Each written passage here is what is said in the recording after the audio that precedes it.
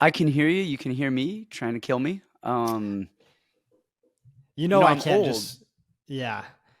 I have to troll or like mess with you somehow, some way, always. Yeah, but eventually it's going to lead to a heart attack. You are getting up there. I know.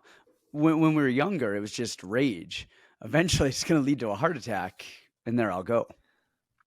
Well, rest in peace, Santino. I guess I'll be raking in all the profits from this then. That's You'll be my rich. long-term plan. Hey, your hairline's looking pretty good right now. Yeah, guys, I got to beat these hairline rumors. I got a decent hairline. I just got a big forehead. You got a big forehead. It goes back a ways, but it's It's been like there. that since you were like 15. Yeah, I've never been accused of not having enough hair, but I like my little fade. I think it's good. But yeah, once I got the haircut, it looks fine. It's not I bad. see what It's people not bad. mean though. Sometimes it looks a little piece and chunky, but I just wear hats then for the rest of the week till I get a new Yeah, haircut. but when your hair gets long, like it like flops over. It looks like you're wearing a A toupee. toupee, yeah, exactly. Yeah, I know. I've been dealing with this hair my whole life. I got a calic right here, so it's no good. I understand the cowlicks. My life, Your life is a calic. my life is a cowlick. So what's good? Anything else? Anything going on these days?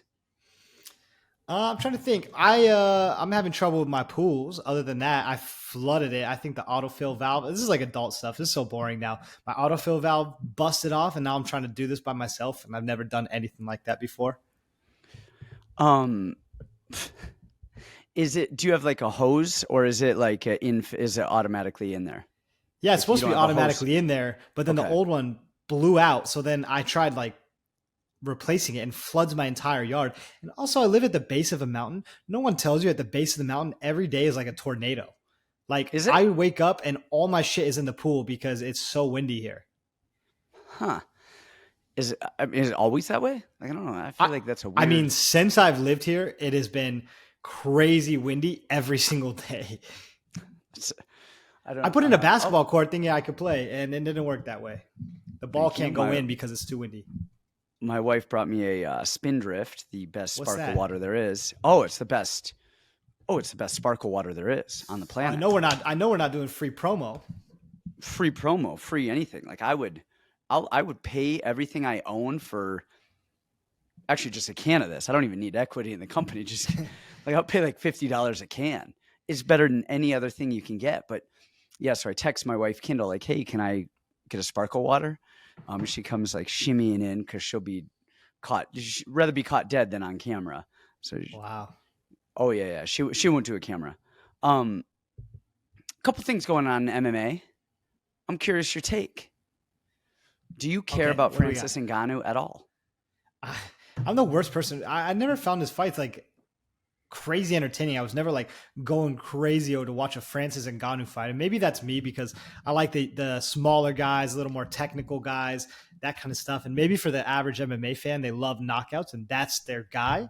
But like even the last fight, like it was a good fight, good win, against Cyril Gahn. But was that like fight of the century, fight of the year? Is Yeah. that worth being the highest paid guy of all time? It's like, I don't know. I don't really care. He's older.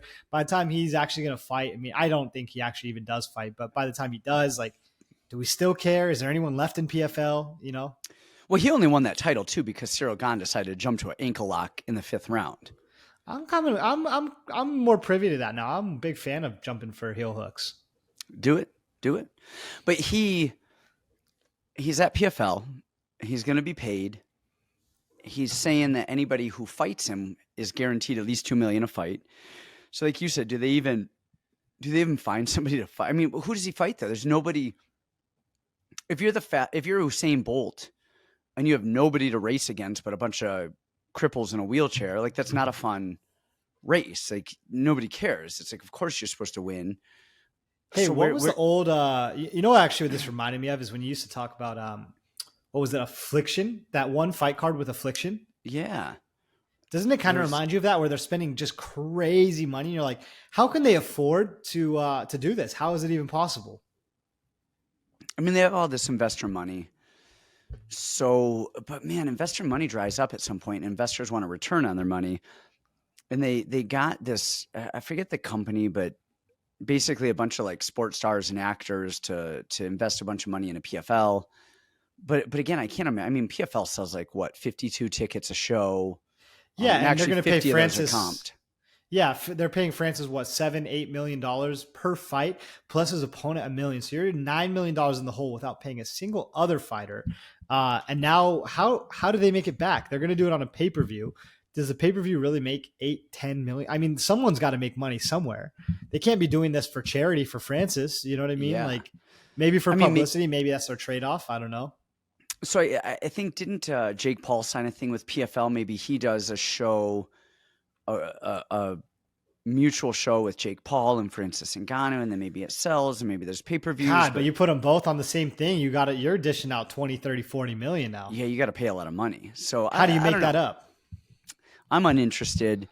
Now, talking about Jake Paul, are you interested in his fight with Nate Diaz at all? I didn't know they were fighting. Yeah. So are Diaz they boxing or are they Jake fighting? Yeah, they're boxing.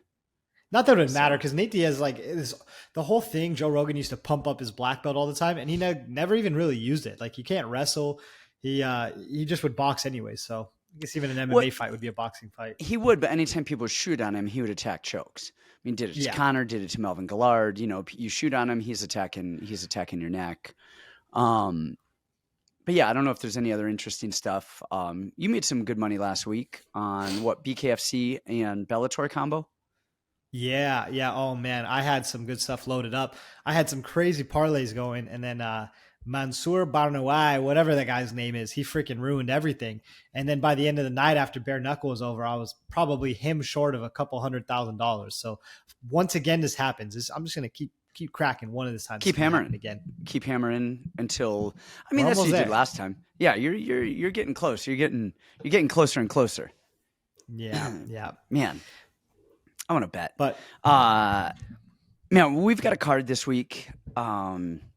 Why is Mackenzie, Dern, and Angie Hill the main event? What was supposed to be the main event? I don't know. Is it listed under here under the canceled fights? I don't see it, but I thought this was supposed to be on a different card, and then they moved it to this main event. So yeah, it was supposed to be last week. Yeah, it doesn't. I'm on Tapology right now. We've got canceled fight. Raquel Pennington and Irene Aldana was supposed to be the main event. Okay, well, this is a better main event then. Hey, I don't know. Swap them out. I don't know. Like, I'm indifferent. Raquel Pennington, Irene Aldana. I'm not. Good thing it's free because I'm not paying for that. I'll probably go to bed before that one came on. Does Dana White know that you illegally stream all his pay-per-views? All of them. Is that against the contract? Not only do I illegally stream them, as I'm illegally stream them, I'm Instagram living them to all of my people as well. Nice. I know where to tune in. Only the free events. The pay-per-views I pay for. Free ones, I'm streaming. All right, so let's get in this card. It's late. We were going to do this yesterday, but Kendall's out of town again. Well, she's actually back in town, but she was out of town yesterday. Today she's in town. She goes back out of town tomorrow, so super cool. First fight up, we've got Takashi Sato and Themba Gorimbo. Sato is 16-6. Themba is 10-4. And neither of us were big on Gorimbo coming into his fight with AJ Fletcher. And I think we both picked Fletcher to win, right? I think. Yeah, and I was pretty confident about that one. Yeah, I feel like we were. Going back and watching the tape, he actually looked a lot better against Fletcher than he did in his previous fights. And he didn't look that bad. I mean, what's weird, his offensive grappling looks really good, but his defensive grappling looks really bad. And it's weird to be that good and adept at doing anything offensive in jiu-jitsu without having some semblance of defense in jiu-jitsu. Because it's not like you can just learn offensive jiu-jitsu. It's not like you're playing football here and you've never been on the other side of the ball. Like, you do this, like, every time you roll, it's offense and defense. But it's a very one-sided offense. Maybe it was nerves or something. I don't know. And then you have Sato, who, has always been tough and good, but he doesn't wow. He has low volume. He doesn't do a lot. We saw him get taken off of his feet against Gunnar, who's phenomenal, so don't get me wrong. But Gunnar's more of a trip you, drag you down, not a blast doubler. And then we did see him blast double him a little bit. And man, as weird as this is, I think they're trying to find. I mean, if you look at Sato, he's got 6 losses. He's got 4 of his last 5 are submission. Well, are finishes. So he lost a decision to Gunnar Nelson. Miguel Baeza arm triangle. That, Bilal Muhammad choked him out, and he lost by sleeper choke against Gyako Franca. I think the UFC is going, look, this is your best shot, Themba, at getting a win in the UFC. And hopefully we can push this African market. Is there an African market? Like, I mean, Look at Francis. But are there TVs in Africa? All right. Calm down. I mean, yeah, it's just not like a lot of, money. Like, is there a lot of financial gain in Africa as a whole? And I don't know. I'm actually not even joking about that. Like, I don't know what type of, in China, there's a big, there's a big economy. In Korea, there's a big economy. I don't know that you're going to have some huge economy in Africa to push African fighters, but I kind of think they're trying to push Themba here. I kind of like him for the win. I think he's athletic. I think he's going to get the fight to the ground. I think he's going to kind of flail a little bit, and I wouldn't be surprised to see him get a submission. I mean, his striking looked better than I thought it was going to against AJ. Nothing world beater-ish, but Sato's not a world beater either.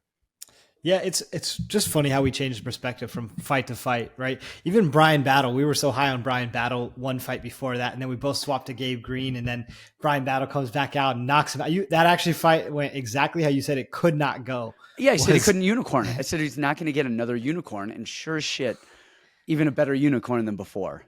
Yeah, better than before, right? So with Themba, that we were like, man, this guy's horrible. This guy's so bad. Fletcher's going to kill him.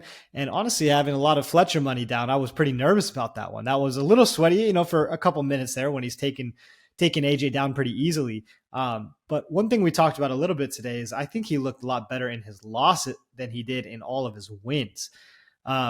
Honestly, given more data. So looking at let's see, what's this guy's name? Julio Rodriguez. Man, Julio Rodriguez. I'm like, man, Themba couldn't even finish this old ass guy. He's 38. He was brought in to lose, and he couldn't finish him. This guy, Julius Holmes, is a Fury FC darling. They just put him in a 5-round battle against Julio Rodriguez. He's hitting Julio Rodriguez like everything but the kitchen sink and couldn't finish him. So maybe a little less on the critique for not finishing Julio than before. And he did look so much better. Honestly, his striking looked pretty clean and crisp. His offensive wrestling, the couple places where he made mistakes was getting too tall, too far over him in when he had the back, right? And AJ grabbed the arm. Yeah, he was sliding off, and AJ grabbed the arm and then just kind of bumped him over, and he fell onto his back, right? Something you can't have. I know Sato looks clean to me. Like, he looks like a really good fighter. Just watch him manage range and watch the way that he throws punches. He is very, very clean. I know in the gym, he's probably crazy. I know he probably cracks pads better than anybody, can defend takedowns. He's probably got excellent jiu-jitsu. I think he probably in the gym does everything well, but come fight time, he doesn't put up enough volume. He doesn't do a lot. It's not like he's murdering everybody that he fights. He's got a few knockouts and everything like that, but he's getting rocked on the feet by guys. He's getting taken down by guys. He's getting submitted by guys. So he's losing in all different types of ways. Now you got Themba, who does look very athletic, who looked like a pretty clean striker. Man, this is a pick'em line, and it probably should be, but I think I'm going to go Themba here. The times, they are a-changing. Which is weird. All right, we have Victoria Leonardo and Natalia Silva. I didn't film this, so give us your take. Yeah, pretty hard to go against Natalia Silva, my BFF. I'm pretty sure I was the reason she won her last fight. I gave her some good advice before the fight. I said the spinning back kick, it's there all day. And, sure enough, I said defend takedowns first round, second round, come out, she's going to be tired, spinning back kick. And that's how it played out. And I don't see this fight going much different. But, minus 1,000 women's MMA favorite. Do you really need to? Weirdly, I think this could be a good spot maybe for an over. Victoria Leonardo is the little engine that could. She's tough. that's all you can really say about her. She's going life or death with Mandy Baum. Like, I don't know. Obviously, Silva is the side if you want to play a side, but I think an over might be a good spot here. Okay. Next up, we have Chase Hooper and Nick Fiore. I think that's another spot where they're trying to find a win for Chase Hooper. They like Hooper. They like his little nerdy Ben Askren's little brother, son kind of shtick. He's been backstage on UFC Fight Pass. He's been on like backstage in UFC, like interviewing people. They want to find a place for him. He's going up in weight, which I think is good for him with his frame. I think he's just too frail at 145. His striking is not great. He tried to do a little bit better striking in his last couple fights. We saw how that went. But I mean, then you have Nick Fiore, who looked very pedestrian and just like, to me, kind of a fish out of water in his UFC debut. And, he fought Mateus Rebecki, and he was kind of a heavy bag for 3 rounds.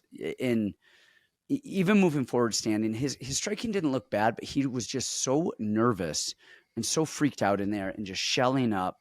I mean, is it the UFC jitters? Yeah, probably a little bit.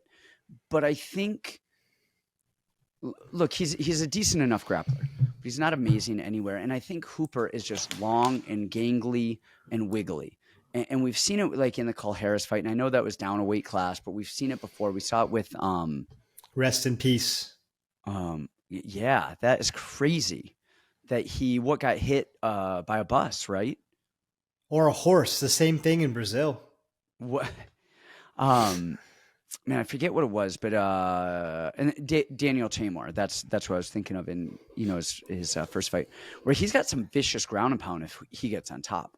Hooper on top of you is not what you want. Where you want an MMA fight to be. He's got good control. He's long. He's ranging. He has really good elbows. I think his scrambly wiggliness. I think they're trying to find a win for Chase Hooper, and Fiore's striking is better, but he's not some amazing power puncher who's going to drop him 500 times with some amazing cardio like we saw in Hooper's last fight. So I think Hooper's going to get the win here, and I think the UFC wants Hooper to get the win here. Oh my God, there's some guy on Twitter that won't shut the hell up about this fight. He's so into this to Fiore. It's crazy. Really? He don't even like anybody else, and he's like trying to, I'm doing the right thing, trying to help you win bets. And he don't even like anybody. He kind of a see you next Tuesday anyways. He's a hater. But I honestly was kind of back and forth on this fight. Like, it's not like I have a strong opinion one way or the other. I was like, man, I can see this for Nick, and then I can also see this for Chase. Man, it's hard. Chase is 23 now, and he doesn't have an adult body. Like, I can relate to that a lot. I don't feel like I'm there yet, and I'm 26.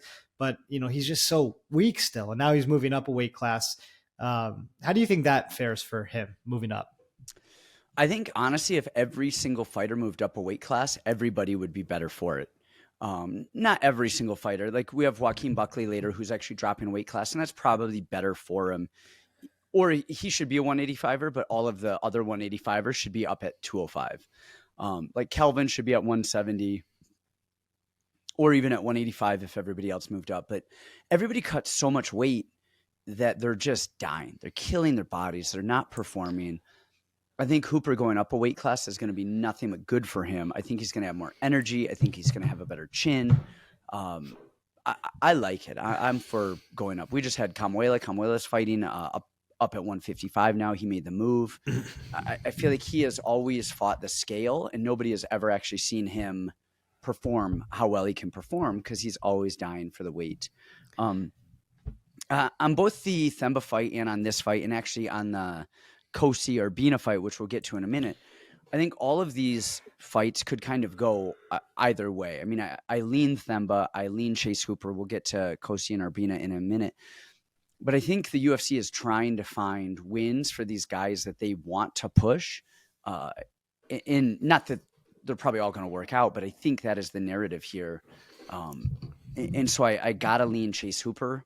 And just on a skill set side too. On a skill set side, I think his grappling is going to be enough to get the win here against a grappler who isn't a crazy power puncher. But I think the UFC wants Hooper to win this.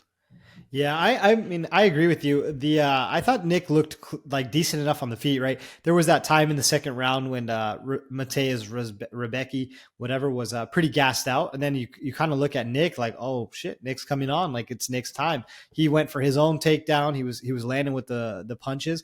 I think his striking is clean enough. He's a New England cartel guy. He's solid enough. From what I'm hearing from my New England Connect, his jiu-jitsu is very very good, but he didn't show up much in that fight, did he? I mean, laying on his back, it's not like he was, putting hooks in and getting up or getting under him or going for heel hooks. And that's something that Chase Hooper does a lot. His striking's horrible, but his chin is weirdly pretty good. Is that? It's like he will Well, he get gets dropped punished and rocked, crazy. but Yeah, he will survive. And he's one of those guys. He's a Homer Simpson, but not even in terms of like necessarily his skill set, but actual chin. Like the dude will just take a beating, but he just won't die. And yeah. he's got good cardio. Him and Chiesa and all those guys up there are just they'll grapple their asses off. And if they just, I mean, our guy Dana Badgeril just fought one of those guys, and Dana won rounds 1 and 2 on all 3 judges' scorecards. And then, gosh, the kid just wouldn't die and came back strong. And I could see Hooper just going and going and going and going and going and just finding, the win. If Fiore was a little bit better of a wrestler or a little bit better of a striker or somewhere, I like him a little bit more. But and I'm not screaming Hooper here, but I kind of like him.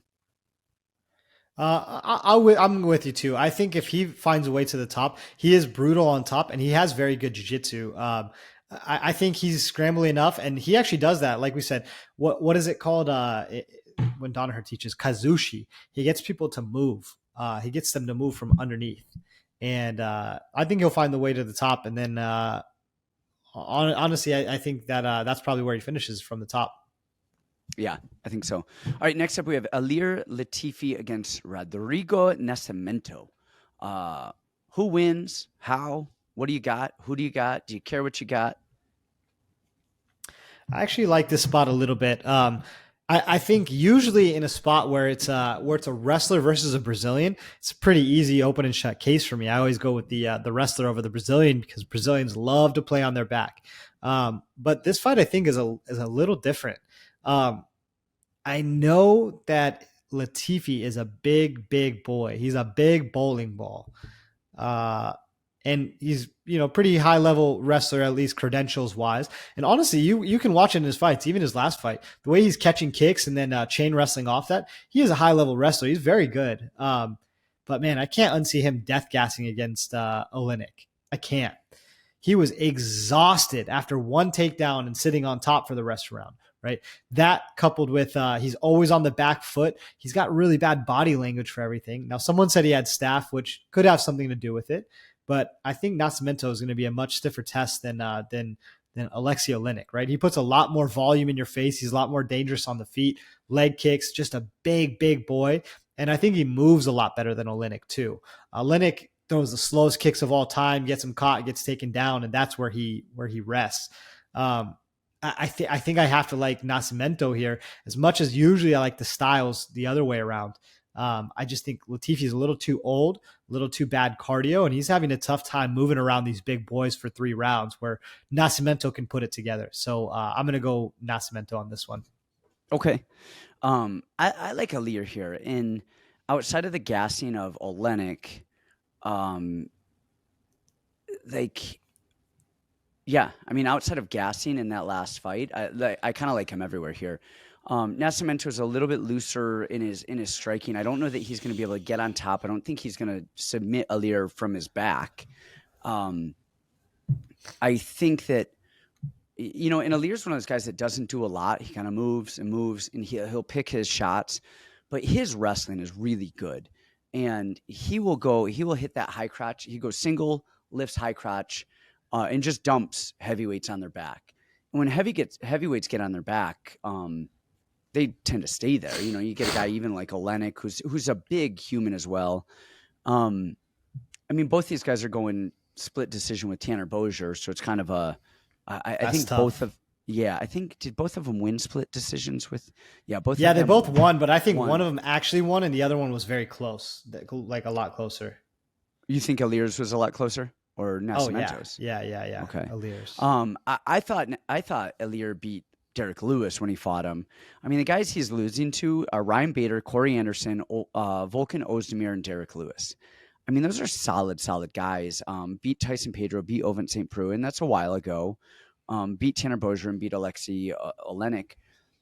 I think the easiest path to victory for Olenek is just wrestling. Just wrestle him, take him down, and beat him up. Because I don't know that Nascimento is going to get back up to his feet. And I think Ilir has got a decent enough chin. He's not fast, but he's a bowling ball. I like Ilir here. Honestly, that's the thing we don't know about Nascimento is, does he get up? What does he do when he's on his back? That's the big question mark about this fight. It's not a fight I'm super invested in. I don't love this. Honestly, this card as a whole is not my favorite here. But I'm gonna still rock with Nascimento. It's the young man's time. Nice. All right, next up we have Orion Cosce and Gilbert Urbina at 170. We saw Gilbert's last fight, Brian Battle. Was it a week notice, 2 weeks notice? Yeah, 10 days, like I guess. Yeah. And this is the other spot. I think the UFC is looking for Gilbert Urbina to win this. I think he's the better fighter. I think he was on The Ultimate Fighter, so more people have seen him. They watched the show. I thought he looked really good against Brian Battle until he just kind of gassed out, slid off the back, got choked. His wrestling is solid. His wrestling is really decent. His hands, he moves well. He, throws, level changes, comes back. Like I like Urbina. Cosce on the other side, we've seen he's 8-1. He just beat Blood Diamond. And that was a very uninspired. Watching that back, I was really uninspired by his wrestling. He got 2 takedowns in that fight. And one of them was a kind of a trip, clinch, hip toss over the top. It was just, you're probably not going to hit a solid wrestler with that. And then the other one was a lat drop, which, good thing he hit that on a guy who doesn't know how to wrestle. Because if somebody decent in MMA is probably sprawling out and ended up mounted right there. His cardio is fine and he's tough and he'll move forward, but I'm very uninspired by Orion Cosce. And I think Gilbert Urbina actually has a really solid skill set. And I think he just had a shit fight by taking it on 10 days notice against a guy who is known to outlast. I mean, look what he did with Petrosky. Petrosky is Petrosky, who's phenomenal, and he outlasts that guy, and he's death gassing over there, and Brian Battle won it. You get a guy like Urbina on 10 days notice, and you just got to last just long enough for him to gas out. And I think you're good. I think on a full camp, I think on a guy who doesn't have phenomenal wrestling or phenomenal boxing and is tough, I think Urbina is going to kind of beat Orion up quite a bit here. I had originally thought that, and then I kind of went back and forth on this. I thought, okay, Cosce is he's this big mauler. He kind of does everything well, and his one kryptonite is his gas tank. And then I'm watching him strike, and everything is so loopy. It's kind of one shot here, one shot there. He's a lot smaller. What is he, 4 or 5 inches smaller than Urbina? His cardio is not great, and you're right. His wrestling wasn't even that phenomenal. I really needed a refresher course, and then he ends up getting knocked out by Phil Rowe. And same kind of thing. We see him winning the whole first round, gets pretty tired, and then Phil starts putting it on him. I just see kind of a repeat of that. Urbina got tired, but I'll say Urbina had a couple things against him in that fight. One, nerves. He's fighting on the finals of the Ultimate Fighter. 2, he wasn't expecting to. And that's a big one. When it's one thing to be expecting to fight in the finale, and then you can kind of mentally prepare yourself, but to just be thrown in there when you're not, and they know that you shouldn't be in there because you weren't the guy who actually won and deserved to be in there, I think is a mentally weird thing. Yeah, and then short notice, and then the last thing, and I think obviously the most important, is the pace that they were going at. You can't do that. You can't fight that pace. And, lucky for him is that Cosce doesn't fight that pace. He fights a much slower pace. And if he does try to wrestle, I think that's just bad news for him. You're going to try to get down a guy who's 6'3". Now, if you do get him down, that's probably good, but he doesn't have phenomenal control on the ground. His actual wrestling is okay, not great. But I don't know how well it works with a tall man. Man, I think Urbina's the spot here, and I know the line has already dropped a ton, and people are going to cry about value. Guys, a lot of you guys cry about value, and you're putting $100 on this, pennies in return difference. But I still like the spot. I still think it's playable here for Urbina. Okay. All right, next up we have Karolina Kowalkiewicz and Vanessa Demopoulos. And, we'll talk on this a little bit, same as we did with C-Rod, because, C-Rod went back to Wisconsin. Vanessa is up at Factory X now. So we can talk a little about this. Give me your thoughts. We don't have to go crazy, but we'll talk. Well, let's say it like this. Okay, you had brought this up with Figueiredo when Figueiredo was fighting his last fight with Brandon Moreno.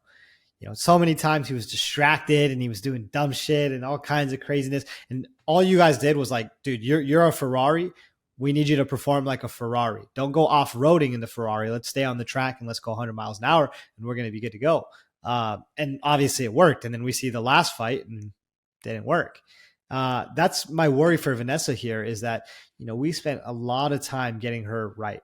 You watch her early contender series and she's pulling guard and going for just so many crazy things. And you're just like, oh my goodness.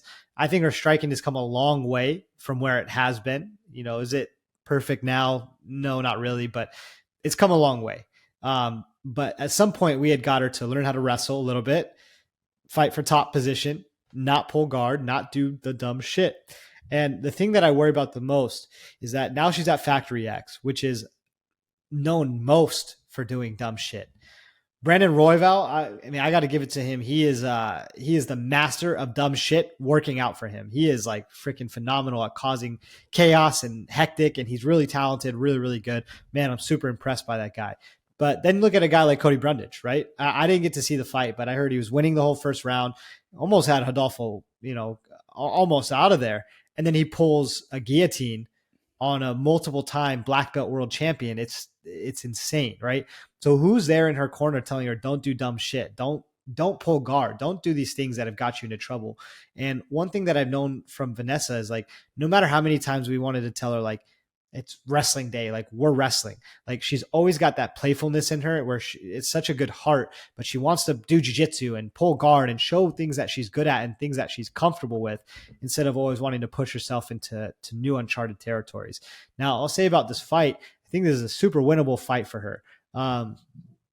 She's gotten nothing but good matchups that have been super winnable fights for her. Kowalkiewicz, not the greatest cardio in the world. She's not the best off her back. She's not the most explosive, dangerous puncher in the world. Right now, where she's at in her career, right? She moved to ATT, and I think that was a great move for her. She has looked like to have a career renaissance. She looked really good, and she's comfortable. You can tell on the feet. She doesn't panic. She doesn't get insane. So I think with the right game plan, Vanessa can win this. Right? She's got to use her grappling. I don't think she can stand with her. She does hit hard and she's very, very strong, but watch KK. She just stands in the pocket. She moves her head out of the way and she fires back with 2, 3, 4, 5 punches. Right? We saw Vanessa's last fight. That was tough standing, especially when it got there. So I think with the right game plan and the right coaching, Vanessa can win this fight. It will be hindsight an easy one for her. If she doesn't, and she goes out there making the little mistakes that she has in the past, it's hard for me to see her winning this against Kowalkiewicz, who's going to be in her face and putting combos together. Yeah, so I talked with Vanessa about this fight. So I'll kind of, disclaim that and, about her weight, been, chat with her, somewhat regular enough basis. And I told her, I said, look, this pretty much what you said. It's a very winnable fight, but you have to, you can't do dumb shit. And she's got to wrestle a lot. And one of the things that we did with Vanessa, just as she was with us, is Vanessa wasn't a great chain wrestler. Like but she had a great blast double. And so one of the things we said was, let's quit trying to like shoot and slide around and be technical. And let's just use your physical abilities, which she is very strong. She is very explosive. So as we were drilling double legs or even single legs, we weren't drilling and turning the corner. Every time that we hit, we were lifting. We're getting girls off of their feet. And then that's going to make life a lot easier. Or hitting a double and then transitioning into a knee tap where you're still exploding and running, getting girls off of their feet. So I talked to her, I said, hey, you've got to wrestle her. You got to wrestle her hard, and you got to wrestle her out in the open to get her off her feet. And, that was just my take on it. I don't know what her new coaches and everybody said and what they're going to do. She is up at elevation now, which I think full guillotine. Yeah, maybe. So I think that being up at elevation is going to help, just her cardio and everything in general. Seems like she's working really hard and all of that.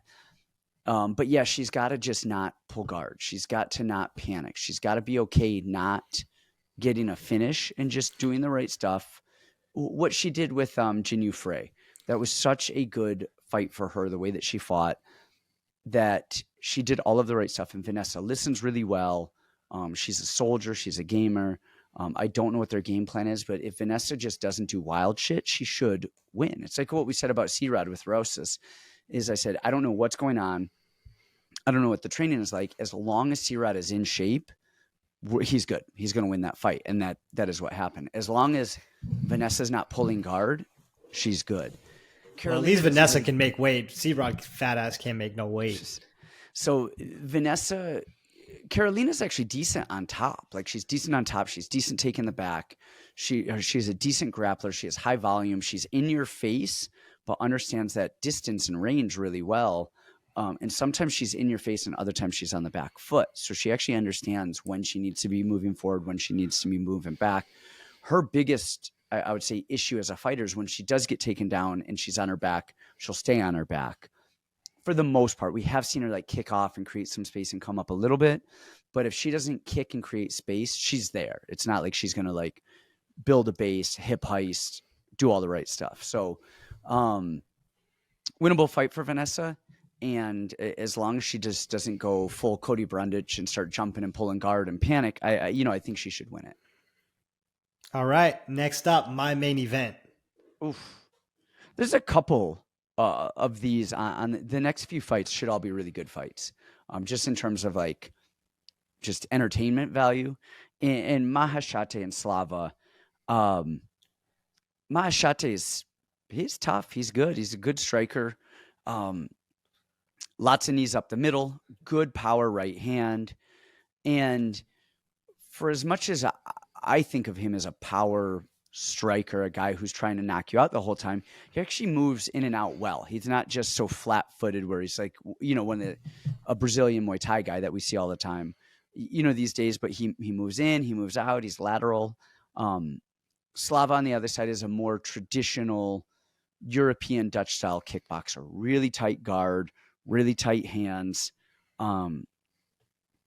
It's funny. He kind of has this weird rocking motion that he's almost like squatting down a little bit, which is just not, I shouldn't even say it's weird. It's just not what I really think of when I think of like Dutch kickboxing or, European style kickboxing, just that crouch down movement. But his left hand is his moneymaker. He's got a really good left hook, really good left body shot. That's really what he excels at. His wrestling's gotten a little bit better.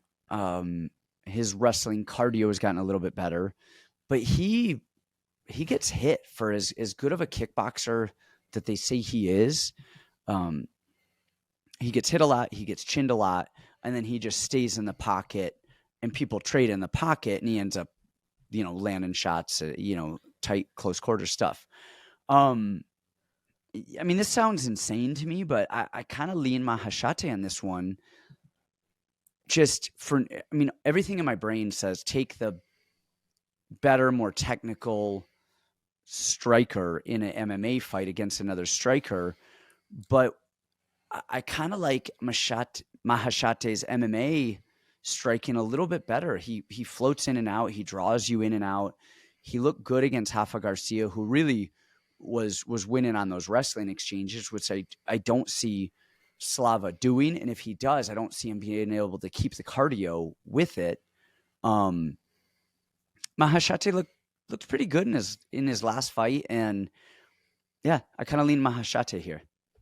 Yeah, I think I'm with you 100%. And not that, well, one thing I want to ask about, you said the more technical fighter. Do you think Slava's more technical? I think it's not technical. It's just different styles. The more um, not even technical, the more polished traditional kickboxer with the more experience in a kickboxing ring than I think we think of with Maheshate. I guess I just don't know the word for it because I don't know that that's it either. I think his style is a little bit unconventional. Yeah. He's a lot more head traditional. movement. Traditional is a better word than technical on that one. I don't think so either because he moves his head so much. I don't think that's traditional. I think his style is a little bit morphed and it's a little bit crazy, but it works really well from him. If you look at traditional, I would say you're actually talking Maheshate, right? He's very clean, long, straight punches, low kicks. Like he is traditional. I think Slava's kind of developed a style, but I understand what you mean. It's like even use Ian Gary, for example, the way that he pushes and he pulls and he draws people, that's his own style. And he's such a good striker. And you look at him and go, he's different than most people. But you say traditional, I would almost say you're talking Maheshate, who's just very clean, down the pipe, very basic. Like he's just, that's what I think. But I understand what you mean. And I'm with you. I wanted to go think that this was going to be a great bounce back spot for Slava. But the two problems that I have is one, his chin, and two is his cardio. And I don't know that he's heads and tails a much better striker than Maheshate. He gets hit a ton, just like you said, right? In the Chris Duncan fight, he got dropped like 50 times. He got dropped by Kenley St. Louis. Like he's been dropped by everybody. We talked about the grappling. I think the grappling is something that's you always got to watch out for, right? It could be a really close stand-up fight on the feet. What happens if Maheshate decides to wrestle? Like, okay, yeah, Slava's getting better defending takedowns, but not really. But Maheshate is so long and so big. He's going to be able to wrap his hands around, right? So I think you always have that. It's going to be a striking fight until Maheshate, he's the X factor. He could decide to grapple at any time. But honestly, I just don't trust Slava's chin. I think Maheshate throws so long and so hard. I could see at any point over the course of 15 minutes, Slava getting overconfident that he's going to come in and crush the body, and then he's getting hit with a knee up the middle or a long two, and that's a short night for Slava. So, it's tough. I think I got to go Maheshate here. Okay, one of the things you said that I agree with, and I want to go on, is you said the long punches, and that's the thing is Slava is really good in close. He's got a left hook and a left body shot. Those are really short punches that he lands in the pocket when people trade with him. And Maheshate throws that long jab, that long right hand. And then when people do get close, the knees come up the middle. So, and then Maheshate actually moves in and out, which adds another layer of distance to the Slava situation. So, yeah, like I said, I don't know why in my head I'm just like, oh, Slava's the kickboxer and the more technical guy, but I just see that I just don't think that's true. But in my head, that's what I think of. And then watching the two of them on tape, I'm like, I think Maheshate is going to piece him up on the outside. All right. Next up, Michael Johnson and Diego Ferreira. Talk about this one first. We talked about this one a little bit at the gym. And I have gone back to this fight 1,000 times. And I'm conflicted. I want to hear your thoughts. Who you think is going to win? God, how fun is this fight? It's just so fun. I love it. This way. To me is almost the male version of the main event here, right? It's funny. You got a black guy and a Brazilian, and then the main event, it's the opposite, but it's the same thing. It's so funny. And honestly, even the styles are really similar. There's no American in that main event? What you mean? Oh, well, yeah, American and Brazilian. I don't get what you're saying. 2 Americans. Oh. Mackenzie was born here in America. That's funny that her flag is American. No, I know. I was telling somebody about this. I was actually telling my barber about this. Is that we've known Mackenzie since she was a little. We'll talk about this later, but since she was a little kid, I started at Megatons on her team. Normal accent, like a little white girl, and she's got very fair skin. Girl. Yeah, and now she barely speaks English now. She's barely speaks English. Anyways. All right, back to Michael Johnson Ferreira. We'll get to that later. But the styles are really similar, right? You kind of have one guy who's pretty good, long, rangy striker, good sprawl and brawl, and that's similar to Angie, like good takedown defense, high volume, stick it in your face, versus the kind of crazy, wild, loopy puncher, but like can drag you down at any time, and then it's always a liability. And I feel the same way about both of those fights. honestly, I mean, CDF, he's 38 now. That's tough. In his last fight, I think, what did he break his rib? And then he was like, all right, I'm done. Popped a No rib, more. yeah, cartilage. Yeah, and that's tough. But just at a certain point, like the adrenaline's there. He's already having a crazy fight. I think at some point he just kind of quit.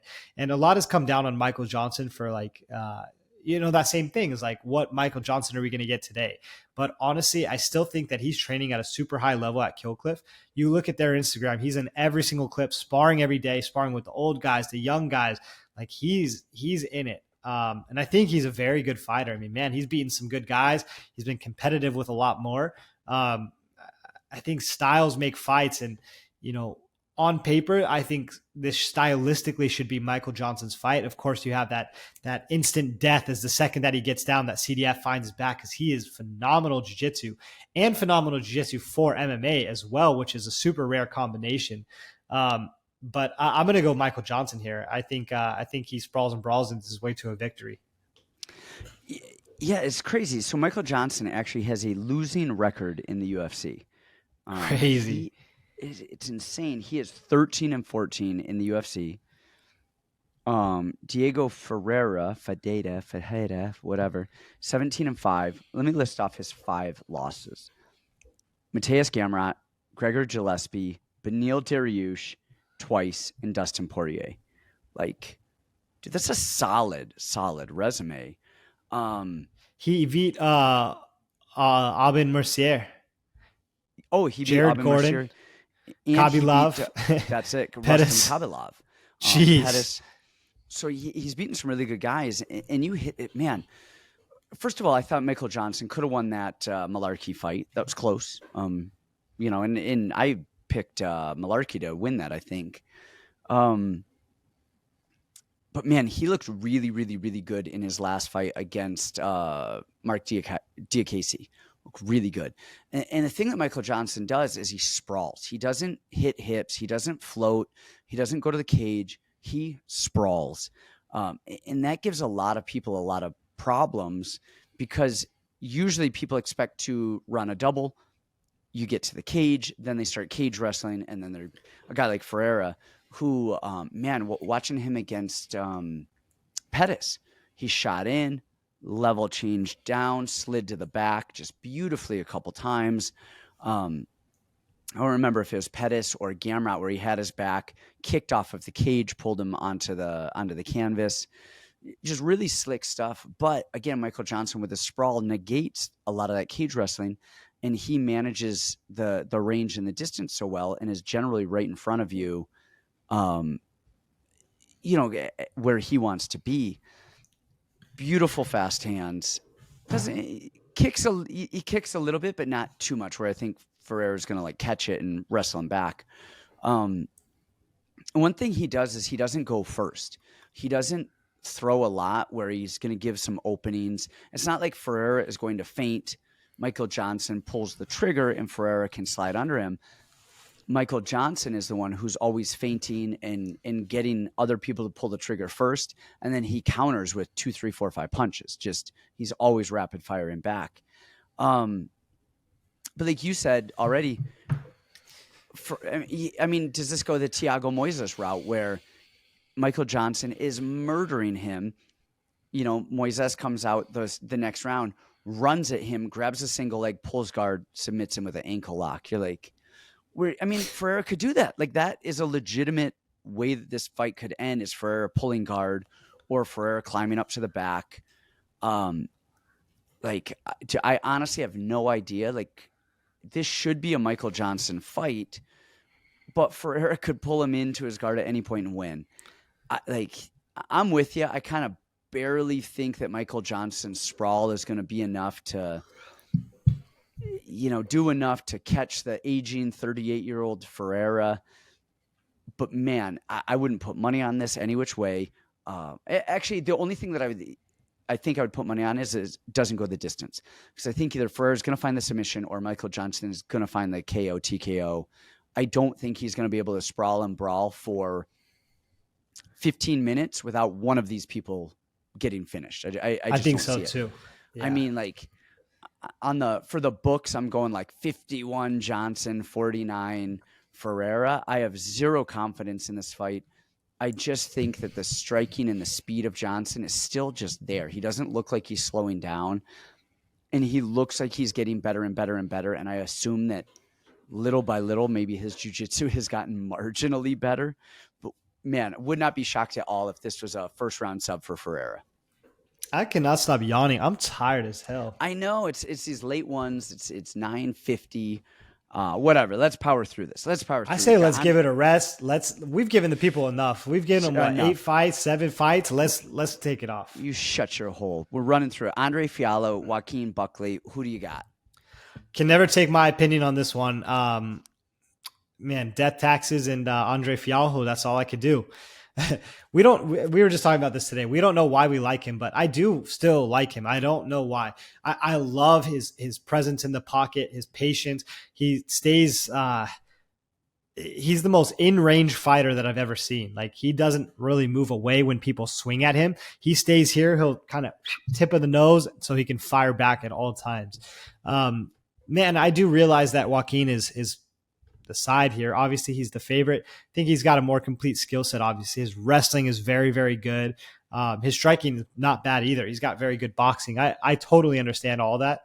And for some reason, I think him moving down to 170, whether he was a big middleweight or not, 15 pounds is 15 pounds. That's a lot of weight. Fresh off a KO, now going against a huge power puncher in Fialho. Man, that's tough. Cormier always talks about Fialho's takedown defense, so I don't know that that's going to be a problem. I just see I see a striking battle, and man, I think Fialho is clean. I want to love Fialho, and I don't even know why. I don't even know why we like him. Maybe it just is like he's just there. He's just there. He's down. He doesn't do any flashy anything. He's bald. He's bald. Just pulls, fires the right hand. That's our wrap. But the reality is he's 2-3 in the UFC. His wins are over Cameron Van Camp, who came in late notice, and Miguel Baeza, who's not in the UFC anymore because he has a glass jaw. And how talented is Miguel Baeza? And handsome. Jesus. He's another guy I won't let my girl watch on TV. You got to leave the room. Well, you don't have to, because he'll be dead in 4 minutes anytime he steps in the cage because of that liability of a chin. Such a talented human, and just doesn't have the chin for fighting. But so those are Fialho's wins, and I mean Buckley's got some decent wins, and he's got some decent skills. He's done a lot of good stuff. Does the weight cut kill him? Oof, man, 15 pounds, like you said, 15 pounds. So there's definitely a thing. But if the weight cut doesn't kill him, I think there's a Buckley fight every which way. And Buckley's boxing, you mentioned his boxing, and I actually don't think his boxing is very good. I think he's fast, and I think he hits hard, and I think he actually moves the right way. But man, he is lunging in. He's off balance. He's kind of all over the place with his hands. But it's awkward enough that it works. But what Buckley does really, really well is he's always moving laterally. He's never there. So what Fialho loves to do is, off of people's jabs, he likes to pull and fire that right hand, but Buckley's not going to be there for him. Buckley's going to be moving. And he's southpaw. Well, there's switch stances as well. So he is predominantly southpaw, but he will switch stances. But one thing that Buckley does really well, we talk about it, I think we were doing this yesterday. When you jab or double jab or press, you and I are fighting. If I double jab straight forward and you're backing straight up, you can just put the brakes on and you're going to blast me in the face. I'm going to lose if I'm marching forward. Buckley always cuts an angle off of a jab or a double jab, and he floats himself outside of the way that he's going, which gives him the angle, and it takes away the angle of his opponent. Then, of course, you mix in the wrestling that he has, which, who knows how good Fialho's wrestling actually is, but Buckley times stuff well, and he gets people off their feet. Then of course he mixes in the kicks, and man, again, who knows how his cardio is going to be with the weight cut, barring that it's not just a train wreck. I like Buckley here quite a bit. I think it's a stylistic nightmare for Fialho, the way that Fialho is just so stagnant, where Buckley is not going to be there for him. I think it's going to be hard for him to find him. All right. I mean, I agree with you, but I'm gonna ride one more time with my boy Fialho. Oh man, I feel so bad. I feel like a traitor. I feel like I've gone against everything I ever believed in, and that's Andre Fialho. All All right, right, let's get to the next up, good stuff. let's go. Emily Ducote, Lupita Godinez. Give us your thoughts on that because I have none, and we've got a couple more fights. We'll move along, and we'll wrap this party up. Okay, I'll hit this one really quickly. I like Emily Ducote here. I thought Ducote was UFC caliber, UFC quality way before she made it to the UFC. She has been clean for a long time. Her grappling's very good. Her striking, I think, is very clean. That last fight, man, she just came into that was a horrible style for her. Angie Hill's going to be an awful style for her every single time they fight because the thing she had issues with was the length, first of all, and then she had issues with the jab and the volume. Angie looked career best, I thought, in that fight, just how much she put out in front of Ducote's face, and Ducote just couldn't get it going. And if you look at the numbers, it's not like she had bad volume. It just, what's the saying? Paled or hailed? Hailed in comparison? Paled in comparison? Paled in comparison to Angie's volume. I mean, which was just ridiculous, right? She couldn't get any grappling going. I think this is a much different fight. Now, I love Lupi just in general. I think she's got a ton of skills and a ton. No, I'm sorry. I think she's got a ton of ability, but not a lot of skills. Her boxing is not good enough to compete with the top 5, top 10 girls in the UFC. Her wrestling is good, but her control is bad and her jiu-jitsu is almost non-existent, even for the submissions that she has. I mean, she's making crazy mistakes, going for arm bars face down off someone's back where she could fall off. Like, Ducote's a black belt. She's a vet. She's been around the block. I think her punches are cleaner. They're sharper. She looks composed in the pocket, which is super important. I like Ducote here. I think she's got the moves everywhere, and I could even see a Ducote submission. Okay. I agree. Edmen Shahbazyan, Anthony Hernandez. Shahbazyan is always that. He's a better Jordan Wright. He's kind of Jordan Wright is just swing for the fences, go at you, and then die. Whereas Shahbazyan is actually really good, but he swings and does everything, wrestles everything, big explosive movements, and then he dies. He looked good against Dalsha in the last fight, but it's Dalsha. But Shahbazyan actually does everything well. He actually is good. He does stuff well. He just looks uncomfortable when people are composed. I think he panics. And on the other side, you have Fluffy, who's, I mean, hands aren't great, but they're okay. Like, he keeps his hands up. But what Fluffy does, I think Fluffy's biggest weapon is his cardio. And he knows that, and he knows how to use his cardio as a weapon. So he goes out there, crowds the space, and starts wrestling hard. He wants to get tired with you. It's like we talk about with Jonathan Pierce. He's ready to go. Let's go get tired and see who's standing when we're both dead tired. Shahbazyan, he's good at jiu-jitsu. He's got some good knees, long, good dynamic striking. Really good middle kicks. I don't know if you want to kick Fluffy because he's going to start grabbing stuff. And then, man, Fluffy's wrestling, his cage wrestling. He is just on it. He's on it. He's on it. And he knows he's got a really good balance of cage wrestling, traditional jiu-jitsu, and then jiu-jitsu to come up and create scrambles and find the back and to get back to his feet.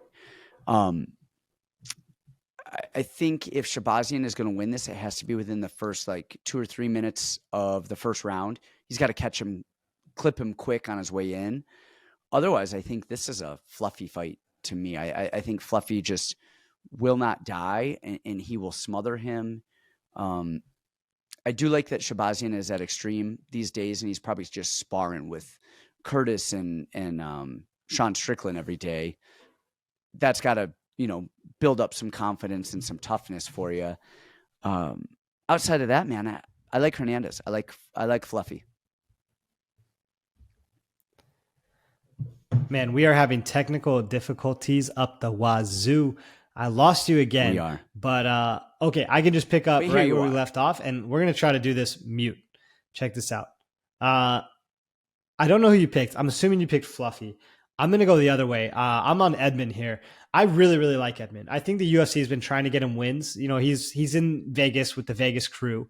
I think he's a really dynamic, really good striker. I think he's matured a lot. And I think his takedown defense is a lot better than people give him credit for. Honestly, the favorite player in this fight for me here is the line set at over 1.5. I think I got to take that over. If it's a fluffy win, I think it's definitely going over 1.5. If it's a Edmen win, I mean, it could come at any time, but I think Fluffy's tough enough to gut it out, or at least exchange in the wrestling and do something that's going to take up enough time to take the 1.5. But honestly, I really like the striking of Edmen. I think his takedown defense is underrated. The biggest part of this is going to be the cardio to me. I think you're right. That is the biggest edge, I think, is Fluffy has the crazy cardio. Honestly, pretty unreal cardio, especially what it did to Marc-Andre Barriault, shooting that many takedowns and going that hard and that ferocious for that long. That's impressive as they come. And Edmen always has good first layer defense. And then it's as the fight progresses where he starts to wear down and things become a lot easier for people. But that being said, I think he's maturing into his own. I think he's worth the dog shot on this one. So I am going to go Edmen. Is he a dog? Yeah, he's the dog. Really? That's he's plus 190. Really? Man, that's kind of crazy. I can't hear you, but by your expression, I know you're shocked right now. Yeah, he's plus 190. That's funny.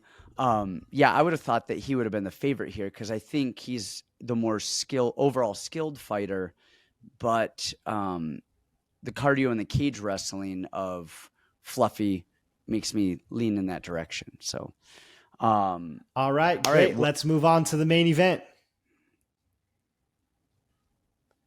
Oh, the floor is mine. The floor is yours. You know what I've learned over so much time too is like going to different countries, speaking different languages.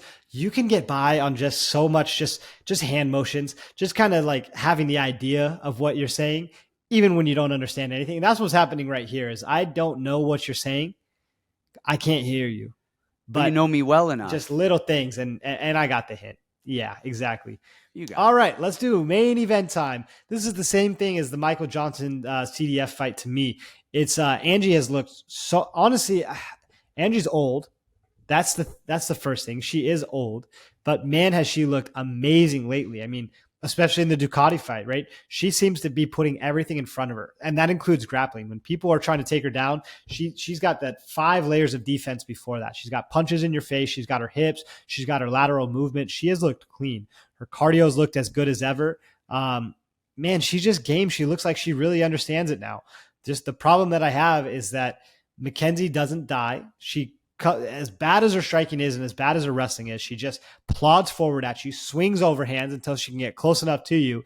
And then she does things that are a little unconventional. And the thing that I worry about here is that Angie's so good at defending wrestling, right? We saw that with Lupita, but she's not great at defending weird shit, as we saw with Jandiroba, right? Jandiroba drags her to the ground, keeps her down there the entire time.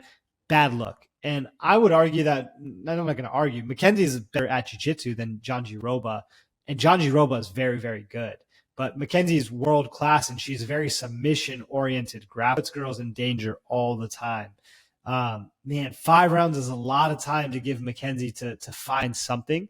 But I think Mackenzie's going to wear down as time goes, and the longer that she's not successful with these takedowns, and she's getting volume to death, man, I think that's bad news. And then the other thing too is, where the hell has she been training? Right? We don't see her in the pictures anymore at Ruka with Tabitha and the crew, right? We don't see any of that stuff anymore. So where is she training? Someone said she went to Denver to help with Luke Rockhold's bare knuckle fight. Like, why is she going to Denver to help with Luke Rockhold? What can a 120-pound woman do with a 210-pound man? It doesn't make any sense to me. So I don't really know what's going on with her. None of her recent posts or any training, nothing. It doesn't even look like she's doing anything. Whereas before, at least it'd be strength conditioning or hitting mitts or doing something. So I just worry that her focus isn't here. I don't think she's into this fight. Whereas it seems Angie's completely different. Like, she's had a chip on her shoulder for so long of all these split decisions that she lost and wanting to prove her worth as a fighter. Angie seems to have hit a new gear, and I could look like an idiot when she gets dragged to the ground and choked out in the round.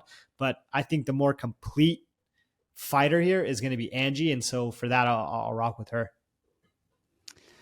Man, I agree with you 100%. Like, I totally agree. I couldn't have said that better myself. no, I actually do, because like you said, it's the same as Michael Johnson. In this fight, I actually watch tape. I know these girls well. And the thing with Mackenzie is she's always focusing on her striking, and her, she works with over at Ruko, who's I'll remember his name in a second, but she's always working her striking. She's never working her wrestling, and she's got such good jiu-jitsu. Why won't she work her wrestling to complement that? And then she'll be down on rounds, and then all of a sudden she's pulling guard and doing crazy stuff, like jump. And she's great at crazy stuff. She does crazy stuff well, and a lot of times she will make crazy stuff work for her. But she's got to hope that Angie slips on a banana peel and falls over, and she can jump on her. But Angie's lateral movement is great. Her volume is good. She's always throwing strikes. She knows when is taken down, she's getting back to the cage, building the base, doing the right stuff. I mean, in 5 rounds, like you said, I think she gets tired. I think the best shot Mackenzie actually has to win is in round 2 or round 3. When in round 1, Angie's doing Angie, she can't get her to the ground. She's swinging big, but she still has energy. At the end of round 2 or somewhere in round 3, where she starts to get a little desperate, she starts jumping guard, she starts pulling weird, wild, crazy stuff trying to win. I think that's going to be her most dangerous area. And then after round 3, I think she slows down a little bit and then is just kind of there. I think we saw that with the Marina fight. As crazy as it is, I think the old striker brawler, sprawling brawlers are going to win over the kind of jiu-jitsu people who are less complete. So I'm with you. I like Angie. I think the over is definitely going to hit, and I think it's probably going to go to a decision, but I like Angie here. Can you hear me at all? We're on the same page for this one. Could you hear me at all? Well, I think that's another show in the books. Finished out with a bang. He cannot hear me at all, but he knew exactly what I was saying. So, all right, you guys, that's in the books. Check us out. I don't know. Look at all the links in the show notes, and we'll see you guys. I'm going to have to listen back to this. I got to know what you said. All right, we're out. Deaf Brandon over there has no idea what's going on. We'll see you.